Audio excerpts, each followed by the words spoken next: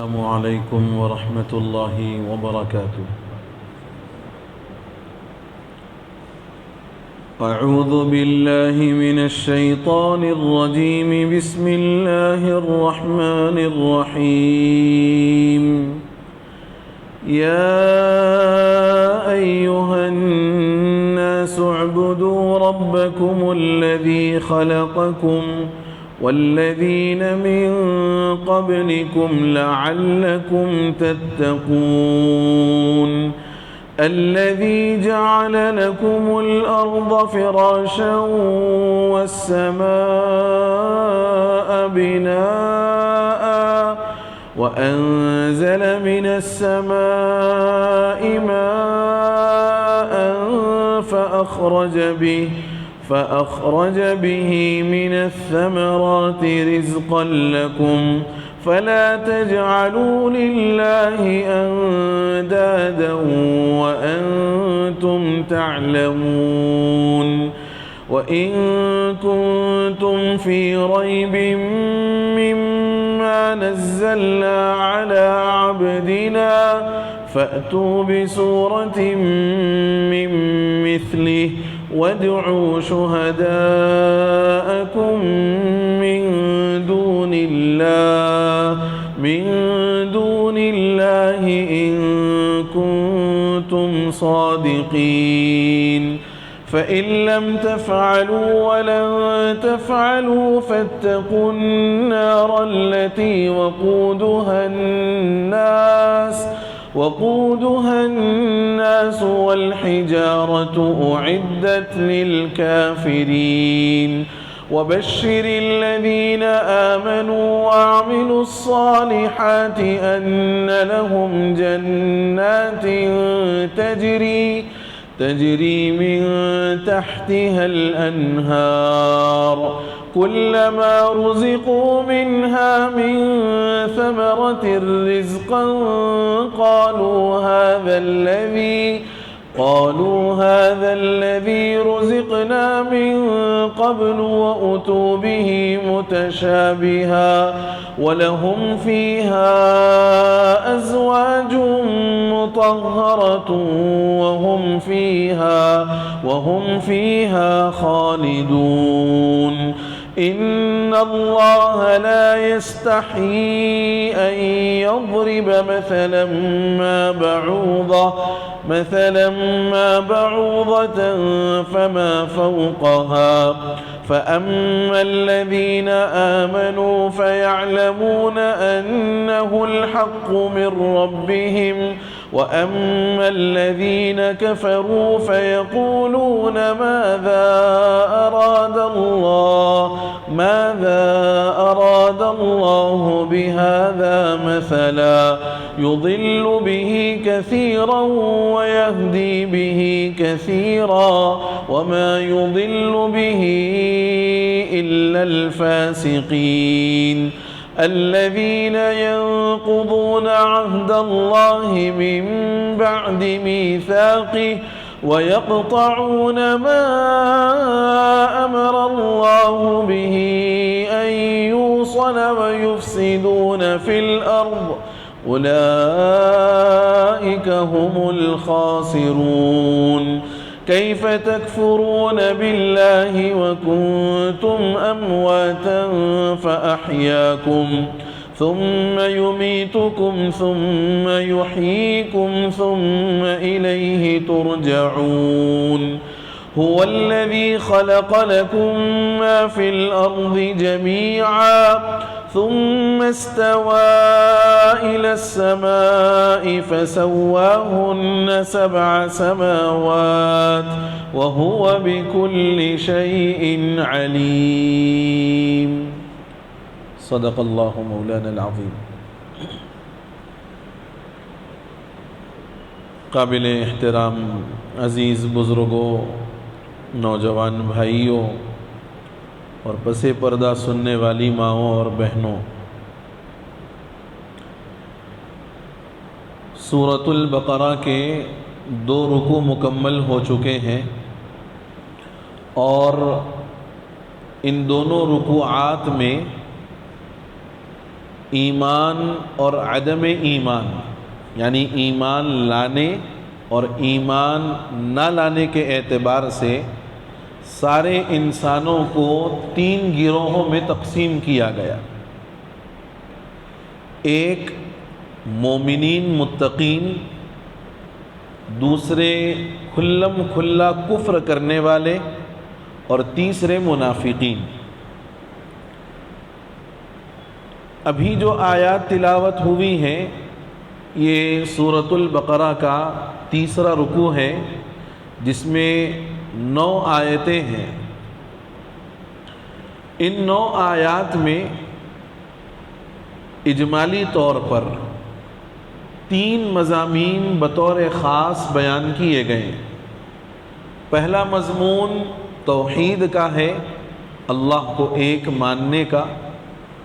دوسرا مضمون قرآن کے ذریعے نبی رحمت صلی اللہ علیہ وسلم کی رسالت کو ثابت کیا ہے، اور تیسرا مضمون آخرت کا ہے، بعث بعد الموت، یعنی مرنے کے بعد دوبارہ اٹھایا جانا۔ یہ 3 مضامین ان 9 آیات کے اندر بیان ہوئے ہیں۔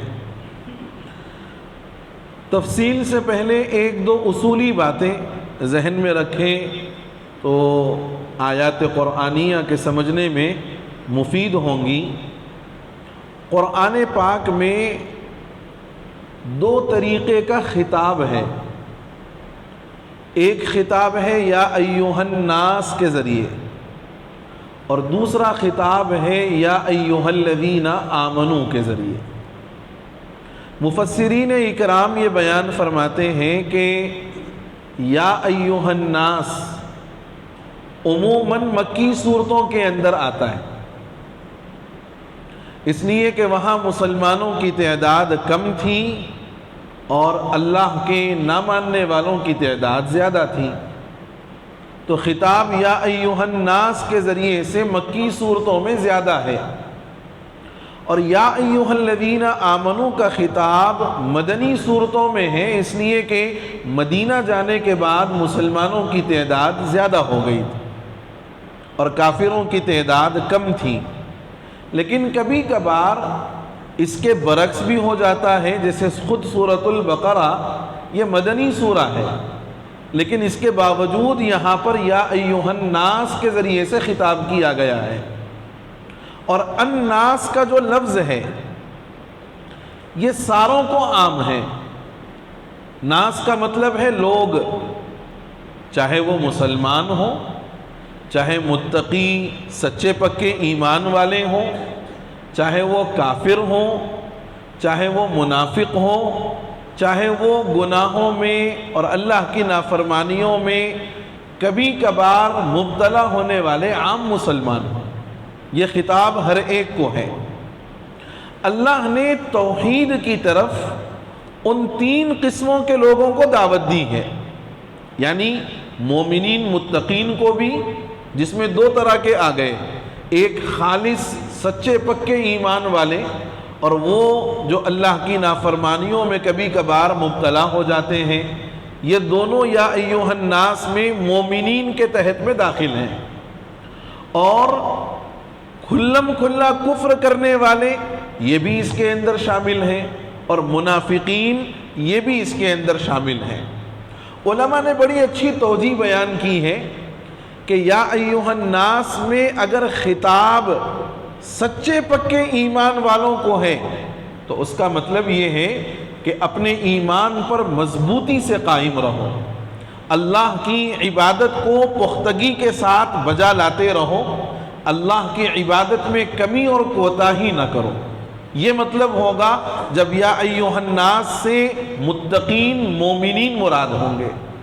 اور اگر یا ایھا الناس سے عام مسلمان مراد ہیں جن سے کبھی کبھار اللہ کی نافرمانی اور اللہ کے احکام کے خلاف عمل سرزد ہو جاتا ہے، تو فرمایا اس وقت میں مطلب یہ ہوگا کہ گناہوں کو چھوڑو، اللہ کی مغفرت کی طرف آؤ، اور مستقل اس کی عبادت کر کے جو گناہوں کا وبال اپنے اوپر تم نے لاد لیا ہے اس کو دور کرو۔ اور اگر اس سے خطاب کافروں کو ہے تو اس کا مطلب یہ ہوگا کہ اللہ کے ساتھ شرک کرنا، اللہ کے ساتھ کسی اور کو معبود بنانا یہ چھوڑو اور ایک اللہ کی عبادت کرو۔ جتنے کنکر اتنے شنکر کہنے کے بجائے ایک اللہ کی عبادت، یہ اگر خطاب کافروں کو ہے۔ اور اگر یہ خطاب منافقین کو ہے تو اس کا مطلب یہ ہوگا کہ اپنے نفاق سے توبہ کرو، دل کے اندر کچھ اور ظاہر کے اندر کچھ اور جو تم پیش کر رہے ہو اس سے اپنے آپ کو بچاؤ اور سچے پکے ایمان والے بن جاؤ، نفاق سے اپنے آپ کو دور کر لو۔ یہ ہر طبقے کو خطاب کرتے وقت میں اس کے مفہوم میں یہ معنی داخل ہوگا۔ اب اللہ یہ فرماتے ہیں یا ایھا الناس اعبدوا ربکم الذی خلقکم، اے لوگو اپنے پروردگار کی عبادت کرو۔ یہاں اللہ رب العزت نے اعبدو کے بعد رب کا لفظ استعمال کیا، بڑی حکمت ہے اس کے اندر۔ حالانکہ اللہ کے جو اسماء حسنی ہیں، اچھے اچھے نام ہیں، ان ناموں میں سے اللہ نے یہاں پر رب کا لفظ استعمال کیا ہے، اور یہ بات اس سے پہلے آ چکی ہے سورۃ الفاتحہ میں۔ رب کہتے ہیں اس ذات کو جو بالکل ابتدا سے کسی چیز کی تدریجاً آہستہ آہستہ تربیت کرتے کرتے مرتبہ کمال تک اس کو پہنچا دے۔ جیسے ہم لوگ کہتے ہیں کہ ہم لوگ ہماری والدین کی تربیت میں ہیں، بچہ پیدا ہونے کے بعد سے لے کر کے جوان ہونے تک اور اس کی شادی تک اور اس کے ذمہ دار ہونے تک بچہ جو ماں باپ کی تربیت میں رہتا ہے، اس کا مطلب یہ ہے کہ ماں باپ نے اس کو چھوٹے سے بڑا کیا اور اس درجے تک اس کو پہنچایا کہ وہ اپنے پیروں پر کھڑے ہونے کے لائق ہو گیا۔ اسی رب کے لفظ سے تربیت ہے۔ اور اللہ رب العزت ساری کائنات کے رب ہیں، ساری کائنات میں جن جن چیزوں کی جن جن کو جو ضرورت ہے اس کی ان تمام ضروریات کو پورا کرتے ہیں پروردگار عالم۔ تو اعبدو کے بعد ربکم لا کر کے اللہ نے عبادت کرنے والوں کے لیے یہ پیغام دیا کہ لائق عبادت وہی پروردگار ہے، اس لیے کہ جو تمہیں پیدا کرے، تمہاری تربیت کرے، تمہاری ضروریات کا انتظام کرے، یہی ذات لائق عبادت ہے۔ اس کے علاوہ کوئی اور ذات ہے ہی نہیں جو لائق عبادت بن سکتی ہو۔ اس لیے اللہ رب العزت نے اعبدو کے بعد دوسرے اسماء حسنی کو استعمال نہیں کیا بلکہ لفظ رب کو استعمال کیا، تاکہ جس چیز کی طرف لوگوں کو دعوت دی جا رہی ہے، عبادت کی طرف بلایا جا رہا ہے، اس عبادت کی طرف بلانے کے ساتھ ساتھ ان کو دلیل بھی مل جائے کہ ہاں لائق عبادت یہی ذات ہے، اسی کی عبادت کرنی چاہیے۔ اس کے بعد اللہ رب العزت نے 5 دلیلیں دی ہیں اپنی عبادت کے لیے اور اپنی الوہیت کے لیے۔ 5 طریقے سے یہ بات سمجھائیے۔ اللہ آگے فرماتے ہیں الذی خلقکم، اس پروردگار کی عبادت کرو جس نے تم کو پیدا کیا۔ انسان کیا تھا؟ نیست تھا، کوئی چیز نہیں تھی، اللہ نے نیست سے ہست کیا، پردے عدم سے وجود بخشا، نابود سے وجود دیا اللہ رب العزت نے۔ اور یہ کمال کہ جو نابود کو، نیست کو ہست کر دے، نابود کو وجود دے دے، یہ سوائے اللہ کے کسی اور کی قدرت نہیں ہے۔ علماء فرماتے ہیں کہ اللہ رب العزت نے حضرت آدم کی تخلیق کے بعد جب حضرت آدم کو پیدا فرمایا، ان کی پشت پر، پیٹھ پر ایسے ہاتھ لگایا، تو آدم کے بعد سے لے کر کے صبح قیامت تک آنے والی تمام ذریت آدم باہر نکل گئی، اور اللہ نے ان کو اپنے ہتھیلی پر جمایا۔ اب اللہ کی ہتھیلی کیسی ہے؟ جیسے اس کی شان ہے۔ ہمیں یہ سوچنے کی ضرورت نہیں ہے کہ بھئی اللہ کی ہتھیلی بھی ہمارے جیسی ہوگی۔ اللہ جسم اور جسمانیت سے وراء الورا ہے، ساری ذریت آدم، حضرت آدم سے لے کر کے صبح قیامت تک آنے والے ہر انسان کو اللہ نے اپنی ہتھیلی پر جمایا اور ان سے ایک سوال کیا، الست بربکم، کیا میں تمہارا رب نہیں ہوں؟ کیا میں تمہارا پروردگار نہیں ہوں؟ ساروں نے ایک زبان ہو کر کے کہا بلا، کیوں نہیں؟ عربی میں کسی سوال کے جواب دینے کے لیے بہت سارے الفاظ ہیں، لیکن عام طور پر ایک لفظ استعمال ہوتا ہے نعم۔ ہاں، اس نعم کے مقابلے میں بلا کے اندر اور زیادہ تاکیدی معنی ہے۔ نعم کا مطلب ہے ہاں، اور بلا کا مطلب ہے کیوں نہیں، آپ ہی پروردگار۔ اس الفاظ کے ساتھ پوری ذریت آدم نے اللہ کے سامنے اس بات کا اقرار کیا کہ ہاں آپ ہی ہمارے پروردگار ہیں، آپ کے علاوہ کوئی معبود بن ہی نہیں سکتا۔ پھر اللہ رب العزت نے وہ ساری ذریت کو ایک جگہ جمع کر دیا۔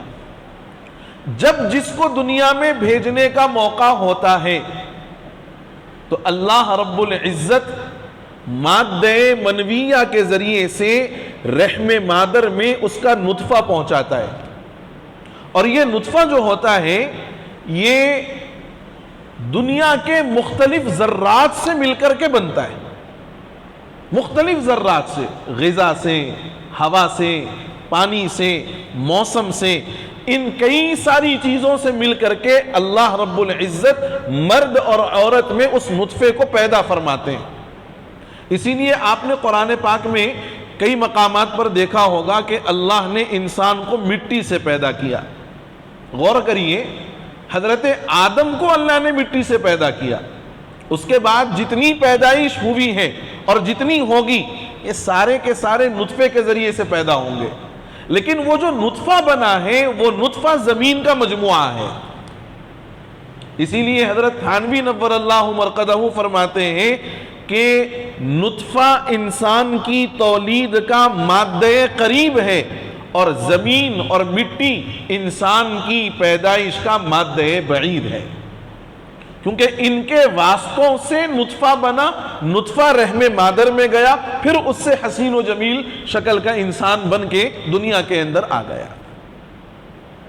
تو اس عہد الست میں جو ساروں نے یک زبان کہا کہ ہاں آپ ہی ہمارے پروردگار ہیں، جب دنیا میں آئے تو اس وعدے کو بھول گئے، اور اللہ نے اسی وعدے الست کو یاد دلانے کے لیے انبیاء کرام کا، کتابوں کا اور اللہ کی بات پہنچانے والوں کا سلسلہ شروع کیا۔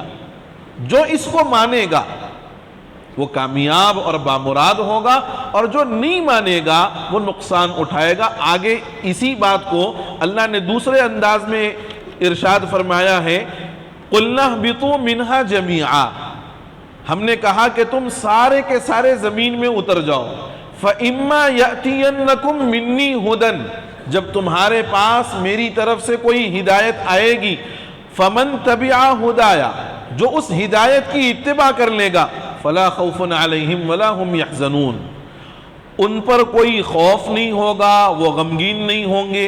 لیکن جو لوگ وَالَّذِينَ كَفَرُوا وَكَذَّبُوا بِآيَاتِنَا، اور جو انکار کریں گے اور ہماری آیتوں کو جھٹلا دیں گے، اولئک اصحاب النار، یہی لوگ تو جہنمی ہیں، ہم فیہا خالدون، وہ اس میں ہمیشہ رہیں گے۔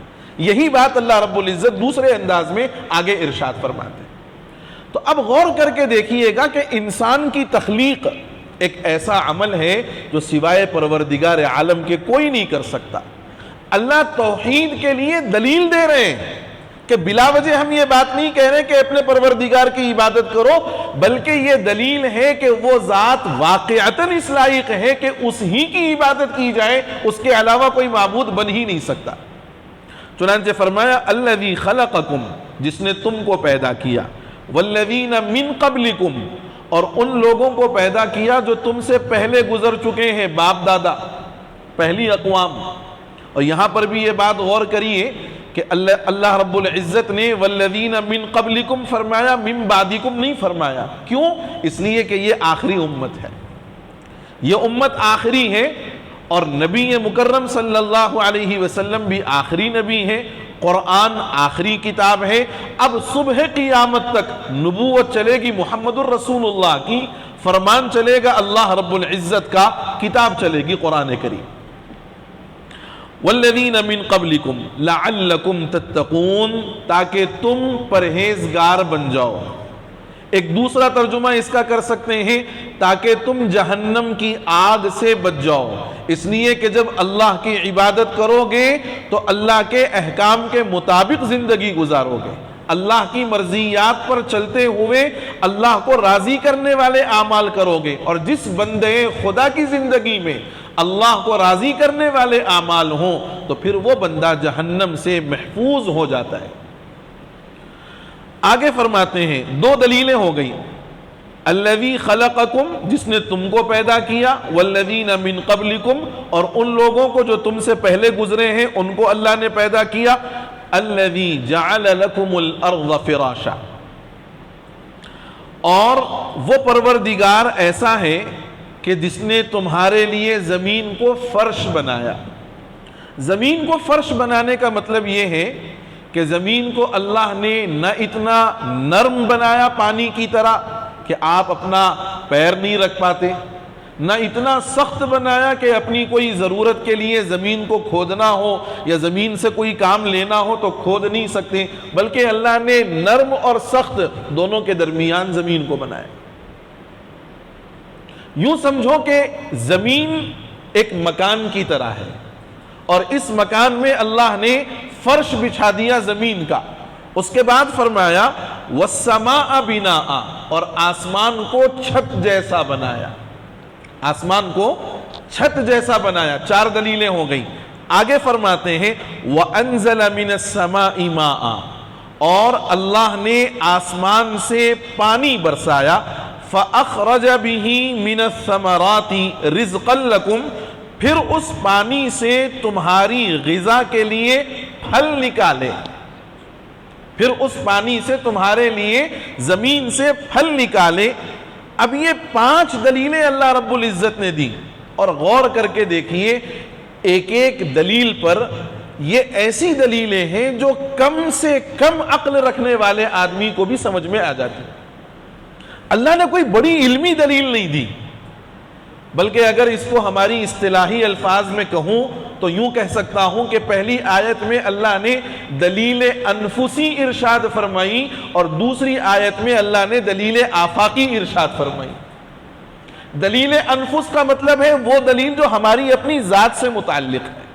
اللہ نے ہم کو پیدا کیا، ہم سے پہلے ہمارے باپ داداؤں کو پیدا کیا، یہ انسان کی اپنی ذات کے اعتبار سے، وہ نیست تھا، نیست سے اللہ نے ہست کیا، نابود تھا، نابود سے اللہ نے وجود بخشا۔ یہ انسان کی اپنی ذات سے متعلق ہے، اس کو بولتے ہیں دلیل انفسی۔ اور اس کے بعد زمین، آسمان، اور آسمان سے پانی کا برسانا، زمین سے غذاؤں کا نکالنا، یہ وہ چیزیں ہیں جو انسان کے ارد گرد ہیں، آس پاس ہیں، اور جس کو انسان بار بار برتتا ہے، اس کا استعمال کرتا ہے۔ اللہ فرماتے ہیں یہ دلیل آفاقی ہے، پوری دنیا میں چل پھر کر کے دیکھو، یہ دلیل تمہیں سمجھ میں آئے گی۔ زمین کو فرش بنانا سوائے اللہ کے کسی کی قدرت نہیں، آسمان کو چھت بنانا سوائے اللہ کے کسی کی قدرت میں نہیں، اور پھر آسمان سے پانی برسا کر زمین سے ہماری غذا اور ہماری ضروریات کا نکالنا، یہ بھی سوائے اللہ کی قدرت کے کسی اور کی نہیں۔ جب یہ 5 دلیلیں اللہ رب العزت نے دے دی کہ واقعتاً یہ سب کام کرنے والی ایک اکیلی ذات پروردگار عالم کی ہے، اور اس کے علاوہ کوئی اور اس کام کو کر ہی نہیں سکتا، تو پھر انسانوں کی یہ ذمہ داری ہے کہ وہ اسی پروردگار عالم کی عبادت کریں۔ یہ ہے دلیل توحید۔ آگے اللہ رب العزت نے دلیل رسالت کو بیان کیا ہے قرآن کے ذریعے سے۔ ایک بات سورۃ البقرہ کے شروع میں آئی، ذالک الکتاب لا ریب فیہ، یہ کتاب وہ ہے کہ جس میں کوئی شک و شبہ نہیں ہے، یہ منزل من اللہ ہے۔ اصل میں نبی پاک صلی اللہ علیہ وسلم مکے میں ایک ایسا آدمی تھا جو لوہار تھا، اس کا ذکر پارے 14 کے اندر آئے گا۔ اس آدمی کے پاس جا کر اللہ کے رسول صلی اللہ علیہ وسلم کچھ دیر بیٹھتے، بات چیت کرتے۔ نبی پاک صلی اللہ علیہ وسلم چونکہ امی تھے تو اب اس آدمی کے پاس جا کر کوئی بات چیت ہوتی اور اس سے کوئی تبادلہ خیال ہوتا۔ وہ آدمی جو لوہار تھا وہ تورات اور انجیل کا کچھ پڑھا ہوا تھا، کچھ جانتا تھا۔ اب جب حضور اس سے تبادلہ خیال کرتے اور پھر وحی الہی جب نازل ہوتی اور وہ وحی لوگوں کے سامنے جب بیان کی جاتی تو لوگ یہ کہتے کہ یہ تو انسانوں کا ہی کلام ہے، قرآن انسانوں ہی کا کلام ہے، یہ اس لوہار سے مل کر آپس میں باتیں کر کے کچھ باتوں کو بنا کر کے لا کر کے ہمارے سامنے پیش کر دیتے ہیں اور کہتے ہیں کہ یہ اللہ کا کلام ہے۔ یعنی کافروں کو قرآن کے سلسلے میں یہ اشکال تھا کہ حضور اپنی ہی بات کو یا کچھ معلوم جن لوگوں کو علم ہے ان معلوماتی لوگوں سے کچھ باتوں کو سن کر کے سیکھ کر کے پھر اسی کو اپنی طرف سے بیان کرتے ہیں اور کہتے ہیں کہ یہ اللہ کا کلام ہے۔ یہ اللہ کا کلام نہیں ہو سکتا، ان کے کہنے کا مطلب یہ تھا۔ اللہ نے فرمایا اگر تمہیں شک ہے تو ایک چیلنج تم کو دیا جاتا ہے، پورا قرآن نہیں، آدھا قرآن نہیں، پاؤ قرآن نہیں، قرآن کی ایک چھوٹی سی صورت تم بنا کر لے آؤ۔ اس لیے کہ اللہ رب العزت کا یہ ضابطہ رہا ہے کہ انبیاء کی رسالت کو ثابت کرنے کے لیے انبیاء کو ان کے اپنے دور کی جو مشہور چیز ہوتی تھی وہ بطور معجزے کے دی جاتی تھی۔ حضرت موسیٰ علیہ السلام کے دور میں جادو کا عروج تھا تو آپ کے جتنے معجزات تھے وہ جادو جیسے نظر آتے تھے، وہ جادو نہیں تھا، جادو جیسے نظر آتے تھے۔ یہ میں الفاظ جان بوجھ کر عرض کر رہا ہوں تاکہ بات سمجھ میں آئے، اس لیے کہ معجزہ اللہ کا فعل ہے، نبی کے ہاتھ پر ظاہر ہوتا ہے۔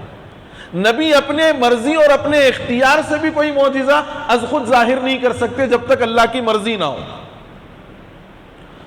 تو حضرت موسیٰ علیہ السلام کو ایسا معجزہ دیا جو اس دور کے زیادہ مناسب تھا۔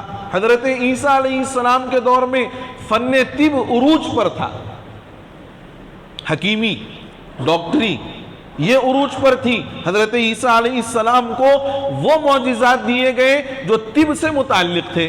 حضرت عیسیٰ علیہ السلام نابیناؤں کو بینا کر دیتے، کوڑ کے مرض میں مبتلا لوگوں پر ہاتھ پھیرتے تو ان کا کوڑ کا مرض ختم ہو جاتا۔ نبی پاک صلی اللہ علیہ وسلم کے دور مبارک میں زبان کا، فصاحت کا، بلاغت کا زور تھا۔ عربوں میں جب کبھی میلے لگتے یا کہیں لوگ جمع ہوتے تو لوگ شعر شاعری کرتے، ایک دوسرے سے آگے بڑھنے میں شاعری کے ذریعے سے اپنا فن لوگوں کے سامنے پیش کرتے۔ بڑے بڑے خطبہ اور ادبا گزرے ہیں، لیکن جب قرآن نے یہ چیلنج دیا کہ قرآن کی ایک چھوٹی سی سورت تم اپنی طرف سے بنا کر لاؤ، اگر تم کو شک ہے کہ یہ انسانوں کا کلام ہے، تم زبان دانی کے ماہر ہو، فصیح و بلیغ ہو اور ہر بات تمہاری زبان میں بڑی آسانی کے ساتھ تم بنا لیتے ہو، ایک کام کرو، ایک چھوٹی سی سورت قرآن کی لے کر آؤ۔ اب آپ بھی غور کر کے دیکھیے کہ عربوں کا اس وقت میں یہ مزاج تھا کہ کسی نہ کسی طرح ان کا دین آگے نہ بڑھے۔ وہ ایڑی چوٹی کا زور لگا کر حضور کو اس عمل سے روکنا چاہتے تھے۔ خواجہ ابو طالب کے پاس بھی گئے، کہا اپنے بھتیجے کو سمجھائیے، ایک نئے دین کے ذریعے سے ہمارے درمیان میں ایک فتنہ اور ایک نئی چیز کو لا کر کے ہمیں لڑوا رہے ہیں۔ خود مکے کے سرداروں نے عروہ ابن مسعود کو بھیجا یا شیبہ عتبہ کو بھیجا کہ جاؤ جا کر کے معلوم کر کے آؤ، اگر سرداری مطلوب ہے ہم سارے ان کو اپنا سردار بنا لیں گے، اگر مال و دولت مطلوب ہے سارے عرب کا مال ان کے قدموں میں نچھاور کر دیں گے، اور اگر کوئی شادی بیاہ کا معاملہ ہے عرب کی سب سے خوبصورت عورت سے ان کا نکاح کرا دیں گے، لیکن اس عمل سے آپ رک جائیں۔ کئی طرح کی لالچیں دی گئیں، کئی طرح سے مرعوب کیا گیا، اور خود سے بات نہیں بنی تو ان کے بڑوں سے بات منوانے کی کوشش کی گئی، لیکن حضور اس کام سے کبھی نہیں پیچھے ہٹے۔ تو اب یہ اتنی ایڑی چوٹی کا زور لگا کر حضور کے دین کو روکنا چاہتے ہیں. یہ بڑا کھلا ہوا آفر تھا ان لوگوں کے لیے, اوپن چیلنج تھا کہ اس جیسا قرآن کا ایک سورہ تم بنا کر کے پیش کر دو اگر انسانوں کا کلام ہے.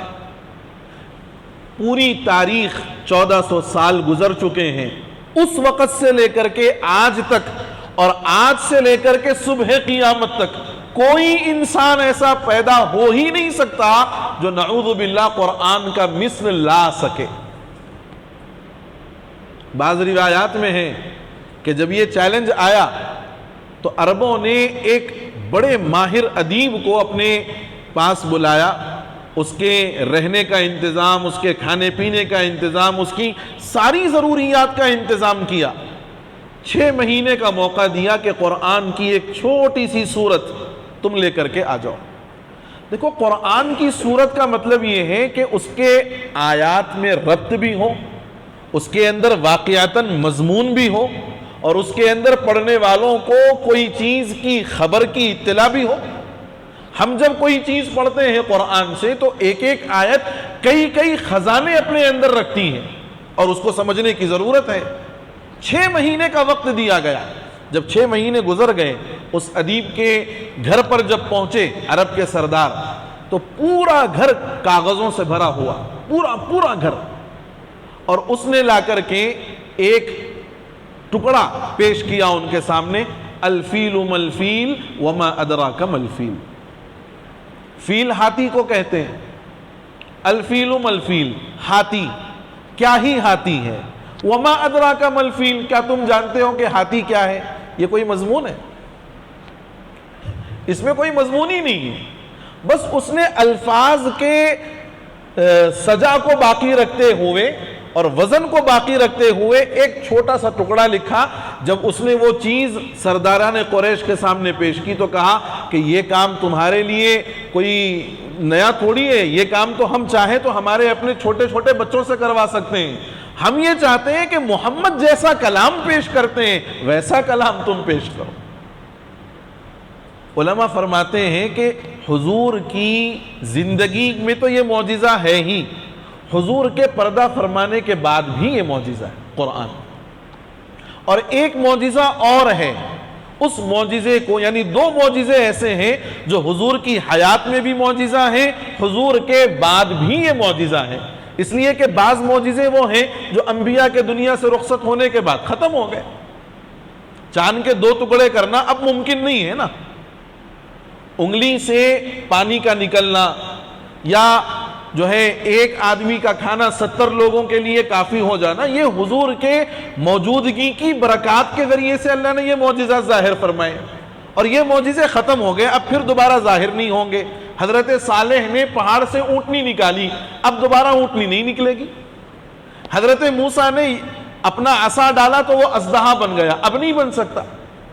لیکن حضور کی زندگی میں 2 چیزیں جو معجزہ تھیں وہ زندگی میں بھی معجزہ ہیں اور آپ کے پردہ فرمانے کے بعد بھی معجزہ ہیں. اس میں سے پہلا معجزہ ہے قرآن. کئی لوگ آج بھی قرآن کو بدلنے اور قرآن میں تحریف کرنے کی ناپاک کوششیں مستقل کرتے رہتے ہیں. حضرت مولانا خلیل الرحمن سجاد صاحب نے ایک جگہ واقعہ سنایا کہ لکھنؤ کے اندر ایک برٹش کی طرف سے بھیجا ہوا وفد آیا, اور انہوں نے آ کر کے لکھنؤ کے دینی مدارس کا دورہ کیا. وہاں دیکھا کہ کچھ بچے کتاب پڑھ رہے ہیں, کچھ بچے کچھ اور کر رہے ہیں. ایک ہال میں ان کو لے جایا گیا جہاں سارے بچے قرآن کی حفظ یاد کرنے میں, قرآن کی تلاوت میں لگے ہوئے ہیں. جب یہ منظر وہ آنے والا وفد دیکھتا ہے تو اپنے بڑوں سے جا کر کے کان میں کچھ کہتا ہے اور فوراً یہ یہاں سے نکل کر کے واپس چلے جاتے ہیں. ان سے یہ معلوم کیا گیا کہ جب آپ اس ہال میں آئے اور آپ نے یہاں کا منظر دیکھا تو اپنے ذمہ داروں سے کان میں کچھ کہا. کیا بات تھی جو آپ نے کہا؟ تو وہ کہتے ہیں کہ جب قرآن کو اس طریقے سے یاد کرنے والے لاکھوں ہزاروں موجود ہیں تو پھر کبھی قرآن کے اندر زبر زیر پیش تو دور کی بات ہے, نقطے کی تبدیلی نہیں کی جا سکتی. یہ نظام اللہ نے خود بنایا ہے، یہ نظام اللہ نے خود بنایا ہے۔ تو یہ ایک معجزہ ہے نبی کا جو آپ کے پردہ فرمانے کے بعد بھی باقی ہے۔ اور دوسرا معجزہ میں آپ کو بتاؤں، آپ میں سے ماشاءاللہ کئی لوگ ہوں گے جنہوں نے حج کیا ہوگا۔ حج میں جمرات کی رمی بھی ایک رکن ہے، یعنی حج کے ارکان میں سے ایک رکن جمرات کی رمی بھی ہے، 10، 11، 12 اور 13۔ ہر سال لاکھوں لوگ جاتے ہیں اور جمرات کی رمی کرتے ہیں، اور یہ مسئلہ لکھا ہوا ہے کتابوں میں کہ جمرات کی رمی کے لیے کنکر منا سے لے لیں، جمرات کے پاس سے نہیں لیتے، منا سے لے لیتے ہیں، میدان میں یہاں وہاں سے۔ لاکھوں لوگ 3 دن لگاتار جمرات کی رمی کرتے رہتے ہیں۔ لیکن آپ نے کبھی غور کیا کہ اگر ایک سال میں 40,000 لوگ، 50,000 لوگ، 1 لاکھ 2 لاکھ لوگ حج کریں اور جمرات کی رمی کریں تو وہ سارے پتھر جمتے جمتے جمتے ایک وقت ایسا آئے گا کہ جمرات پورے کا پورا غائب ہو جائے گا، پہاڑ ہی بن جائے گا۔ اور ایک دن کی رمی نہیں ہے، 3 دن کی رمی ہے، اور ایک آدھ آدمی کی نہیں ہے، لاکھوں لوگوں کی رمی ہے، اور ہر سال لاکھوں لوگ وہ رمی کرتے ہیں۔ لیکن کسی نے اگلے سال وہاں پہاڑ بنا ہوا نہیں دیکھا ہوگا۔ حضرت ابو سعید خدری رضی اللہ عنہ کی روایت ہے، وہ فرماتے ہیں کہ ہم نے حضور سے اس بارے میں سوال کیا کہ یا رسول اللہ یہ کیا بات ہے، اتنے لوگ جمرات کی رمی کرتے ہیں، کوئی کنکر کوئی پتھر وہاں باقی نہیں رہتا، اس کی کیا وجہ ہے؟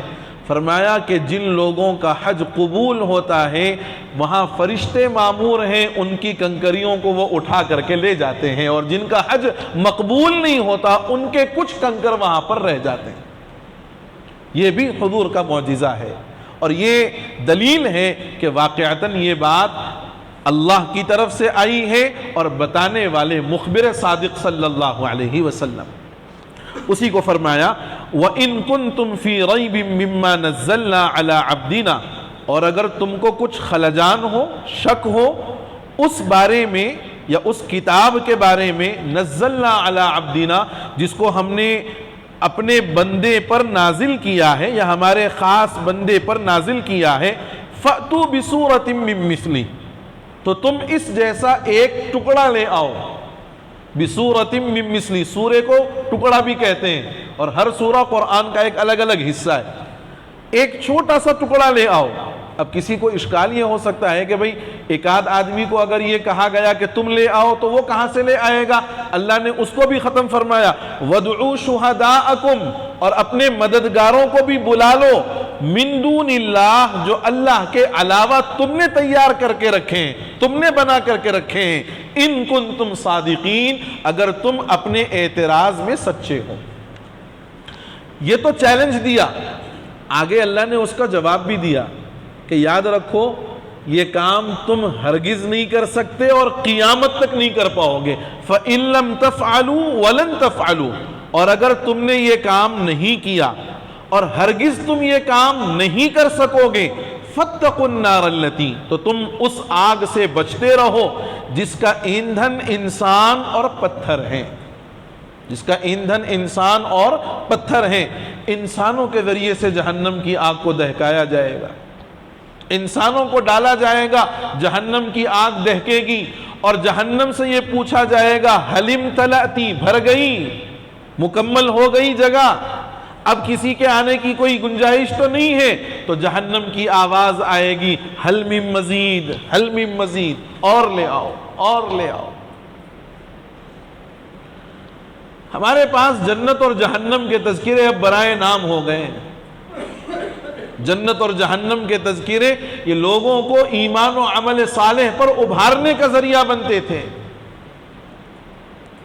قرآن یہ کہتا ہے اس آگ سے بچتے رہو جس کا ایندھن انسان ہے اور پتھر ہیں۔ علماء فرماتے ہیں کہ اس پتھر سے مراد وہ مورتیاں ہیں، وہ بت ہیں جن کو خدا کے مقابل انہوں نے کھڑا کیا اور اس کی عبادت کرتے رہے، یہ اللہ تعالیٰ جہنم میں ڈالے جائیں گے۔ اس سے کافروں کو یہ عبرت بھی ہوگی کہ ہم جن کو اپنا معبود سمجھتے تھے، جن کو ہم اپنا خدا سمجھتے تھے، یہ بھی ہمارے کام نہیں آئے، ہم جہاں پر جا رہے ہیں یہ بھی ہمارے ساتھ وہیں آ رہے ہیں۔ ان کا باطل ہونا سمجھایا جائے گا۔ اعدت للکافرین، جو کافروں کے لیے تیار کی گئی ہے جہنم۔ اس آیت سے علماء فرماتے ہیں کہ جہنم موجود ہے، جہنم موجود ہے، جنت بھی موجود ہے۔ اور اس کی سب سے بڑی دلیل بڑی آسانی کے ساتھ سمجھنے کے لیے حضور کا سفر معراج، آپ نے جنت کے بھی مناظر کا مشاہدہ فرمایا، جہنم کے بھی مناظر کا آپ نے مشاہدہ فرمایا۔ اچھا، قرآن کا ایک مزاج ہے، میں نے اس سے پہلے بھی بتایا کہ جہاں مومنین کا ذکر کرتے ہیں تو کافروں کا ذکر آتا ہے، بیلنس برقرار رہے، اور جہاں کافروں کے لیے عذابات کا تذکرہ آتا ہے، مومنین کے لیے انعامات کا تذکرہ آتا ہے۔ آگے اللہ نے وہی فرمایا وَبَشِّرِ الَّذِينَ آمَنُوا وَعَمِلُوا الصَّالِحَاتِ، اور خوشخبری سنا دیجئے ایمان والوں کو جنہوں نے نیک اعمال کیے۔ یہ جملہ بڑا توجہ کا حامل ہے۔ خوشخبری سنا دیجئے ایمان والوں کو جنہوں نے نیک اعمال کیے، یعنی اللہ نے جنت کی بشارت ایمان اور عمل صالح کے ساتھ دی ہے۔ جس کی زندگی میں ایمان اور عمل صالح ہے وہ سمجھو کہ جنت کا مستحق ہے۔ آج جو ہمارا ذہن بعض لوگوں نے، میں تھوڑا سا کھل کر کہوں، بعض لوگوں نے یہ خراب کر دیا ہے کہ بھئی کچھ کرنے ورنے کی ضرورت نہیں ہے، حضرت کا دامن پکڑ کے چلیں گے، کچھ کرنے ورنے کی ضرورت نہیں ہے، پیر صاحب بچا لیں گے، شیخ صاحب بچا لیں گے، اور فلاں صاحب بچا لیں گے، اور فلاں حضرت کے پاس جائیں گے تو سارا مسئلہ حل ہو جائے گا۔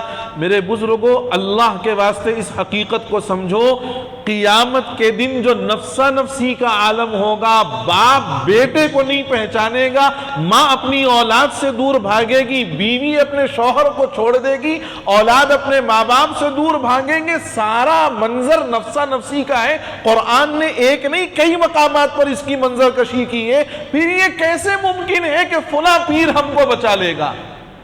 یہ کیسے ممکن ہے کہ فلاں حضرت جو ہے ہمیں نکال باہر کریں گے، ان کا دامن پکڑ کر کے چلے جائیں گے؟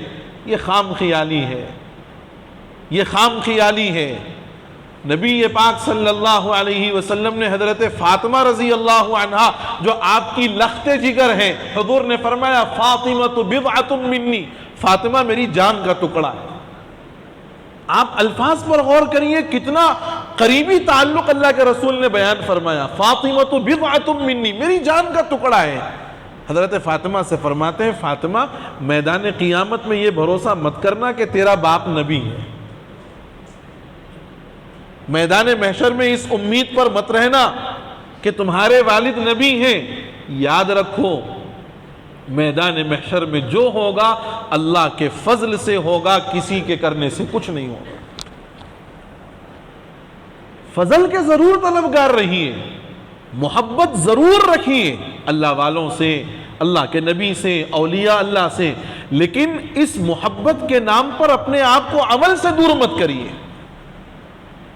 یہ جو اس وقت میں مزاج چل پڑا ہے نا، محبت کے نام پر اپنے آپ کو عمل سے دور کر لیا، کہا نہیں محبت رہے تو کافی ہے صاحب، غلط۔ اگر یہ تصور ہے تو اس تصور کو ختم کیجئے۔ محبت یقیناً فائدہ دے گی، لیکن صرف محبت کام نہیں آئے گی، بلکہ ساتھ ساتھ کچھ اعمال بھی ہونے چاہیے۔ اپنی زندگی میں اعمال کا کچھ ایسا وزن پیدا ہونا چاہیے کہ کم از کم ان اعمال کی صورت لے کر اللہ کی بارگاہ میں پہنچ جائیں، اللہ اس صورت کو دیکھ کر کے یہ کہہ دے کہ چلو کچھ تو کر کے آئے تھے۔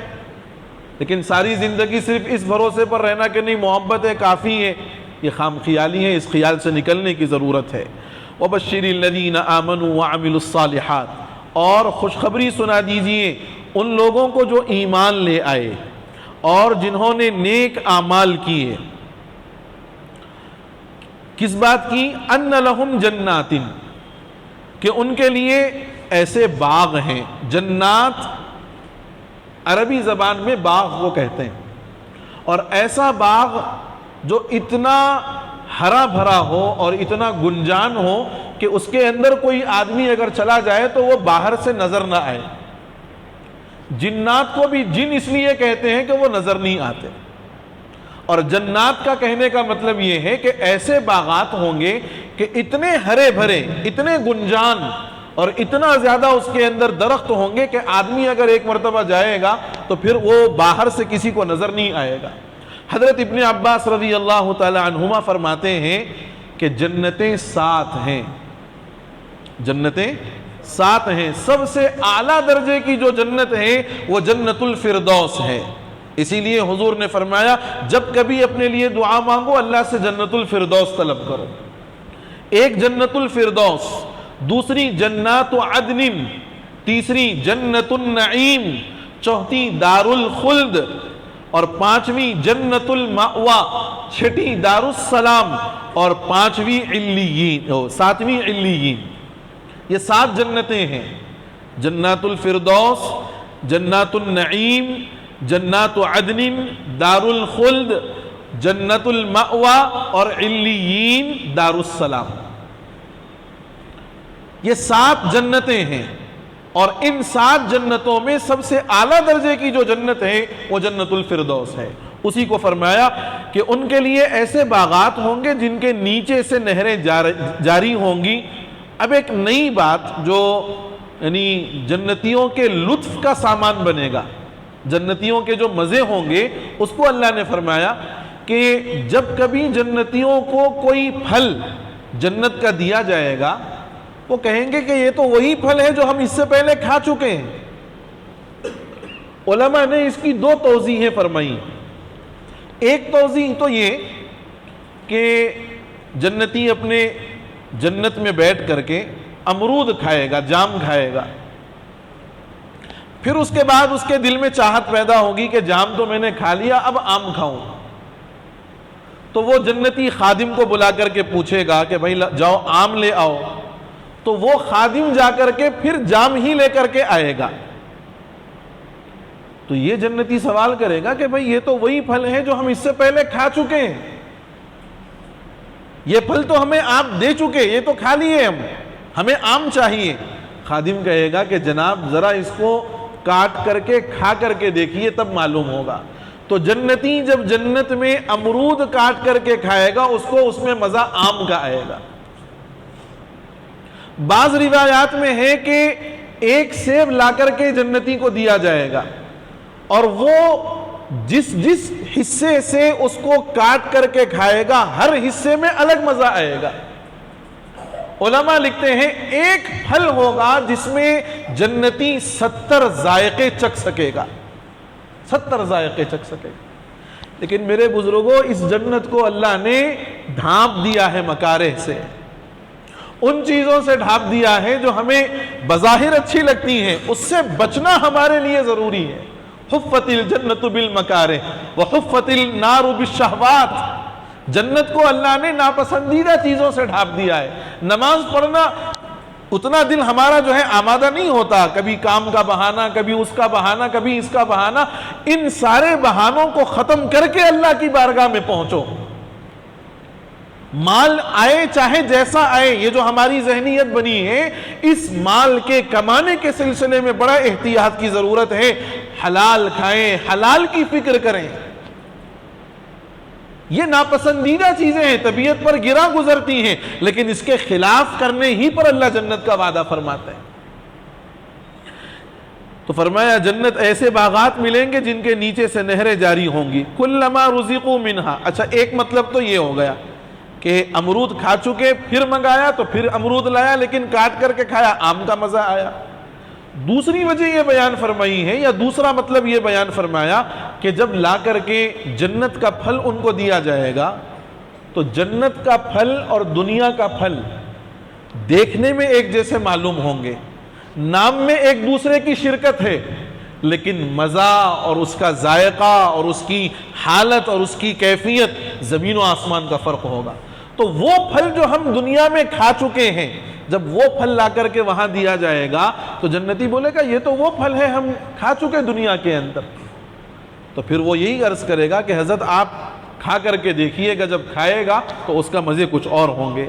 فرمایا کلما رزقوا منہا، جب جب جنتیوں کو جنت سے کوئی پھل کھانے کے لیے دیا جائے گا، قالوا هذا الذي رزقنا من قبل، جنتی کہیں گے یہ تو وہی پھل ہے جو ہم کو اس سے پہلے دیا جا چکا ہے، وَأُتُوا بِهِ مُتَشَابِهًا، اور ان کو ملتے جلتے پھل ہی دیے جائیں گے، یعنی پھل ایسے ہی لائے جائیں گے جو ملتے جلتے ہوں گے، پہلے کھا چکے ہوں گے یا اس جیسا پھل پہلے دیکھ چکے ہوں گے، وہی پھل لا کر کے دیا جائے گا، لیکن ذائقہ الگ ہوگا، کیفیت الگ ہوگی، مزہ الگ ہوگا اور اس کا انداز کچھ اور ہوگا۔ وَلَهُمْ فِيهَا أَزْوَاجٌ مُطَهَّرَةٌ، اور جنتیوں کے لیے جنت میں پاک باز بیویاں ہوں گی، پاک باز بیویاں ہوں گی، یعنی یہ تو کھانا پینا انسان کے اپنے جسمانی لطف کے لیے ہے، ذہنی اور دماغی اور قلبی فرحت اور سرور انسان کو بیوی سے ملتی ہے، تو فرمایا وَلَهُمْ فِيهَا أَزْوَاجٌ مُطَهَّرَةٌ، جنتیوں کے لیے جنت میں پاک باز بیویاں ہوں گی جو بول و برات سے بھی پاک ہوں گی، وہاں یہ اور یہ کچھ نہیں ہوگا، بلکہ روایات میں ہے کہ آدمی جتنا کھائے گا ایک ڈکار لے گا سارا کھانا اس کا ہضم ہو جائے گا، بول و براز نہیں ہوگا، ناک کی آلائش نہیں ہوگی، آنکھ کی آلائش نہیں ہوگی، کان کے اندر کا میل نہیں ہوگا، اور جب جنتی جنت میں جائے گا تو داڑھی بھی نہیں ہوگی، جب جنتی جنت میں جائے گا تو وہاں داڑھی بھی نہیں ہوگی، فرمایا جردن مردن ہوں گے، داڑھی نہیں ہوگی، مونچھ نہیں ہوگی، وہاں داڑھی نہیں ہونا ہے تو یہاں رکھنا، اور اگر یہاں کاٹ دیے تو پھر وہاں کچھ بھی ہو سکتا، اس لیے یہاں داڑھی رکھو، داڑھی کا مزاج بناؤ۔ داڑھی اگر خوبصورتی میں رکاوٹ ہوتی نا، کبھی نبی پاک صلی اللہ علیہ وسلم کے چہرے پر داڑھی نہ آتی۔ کائنات میں سب سے زیادہ حسین و جمیل اگر کوئی ہے تو وہ نبی رحمت صلی اللہ علیہ وسلم، آپ کے چہرے پر داڑھی آئی، اس کا مطلب یہ ہے کہ یہ خوبصورتی میں اضافے کا ذریعہ ہے۔ آج سائنس تحقیق کر کے بولتی ہے کہ داڑھی رہے گی تو یہ فائدہ ہوگا، یہ بیماری نہیں آئے گی اور فلاں ہوگا اور یہ ہوگا۔ حضور نے آج سے 1400 سال پہلے ہی ارشاد فرمایا قص الشوارب وعف اللحى، مونچھ کم کرو، داڑھی بڑھاؤ، یہ خوبصورتی کی علامت ہے۔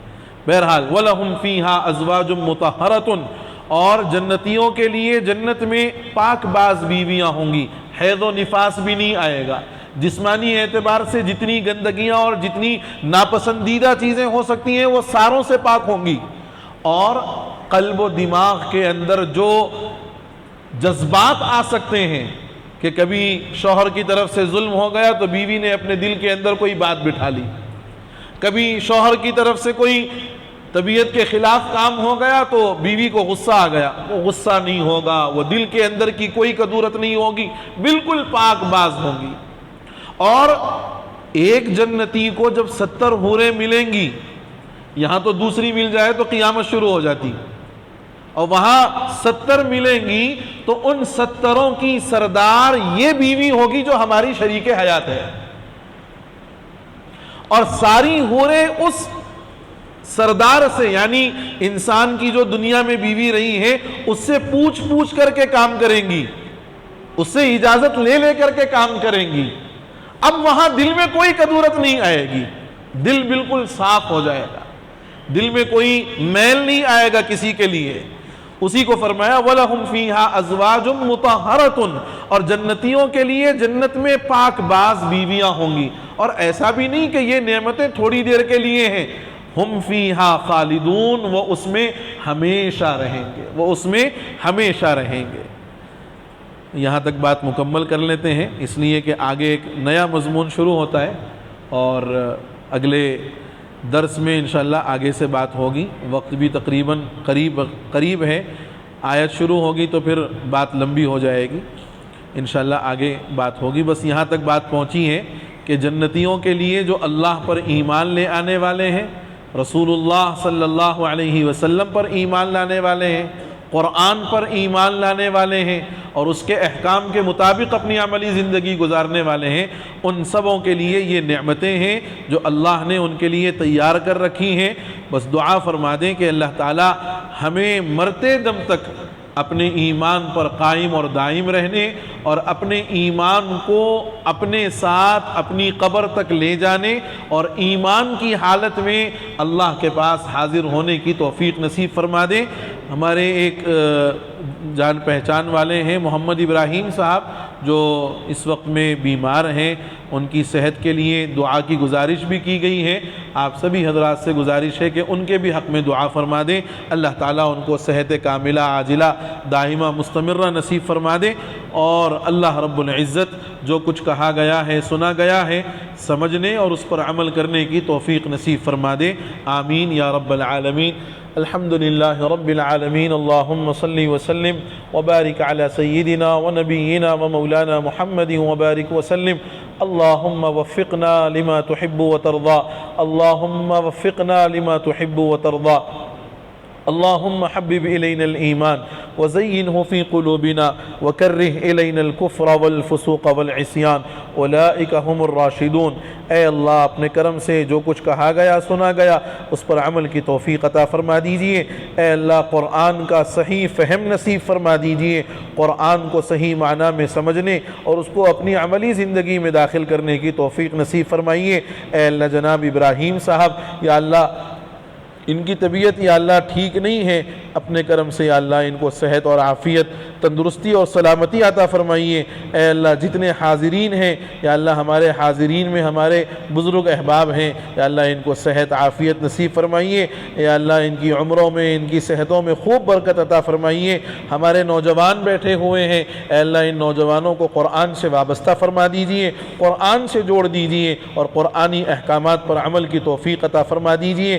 اے اللہ جو مانگا وہ بھی عطا فرمائیے، جو مانگنے سے رہ گیا وہ بھی عنایت فرمائیے۔ پس پردہ ہماری مائیں اور بہنیں ہیں، یا اللہ ان کی جو جائز تمنائیں جائز حاجتیں ہیں اے اللہ اس کو بھی پورا فرما دیجئے۔ جزا اللہ عنا محمد ما هو اہلہ صلی اللہ علیہ وسلم۔ سبحان ربک رب العزت عما یصفون وسلام علی المرسلین والحمد للہ رب العالمین۔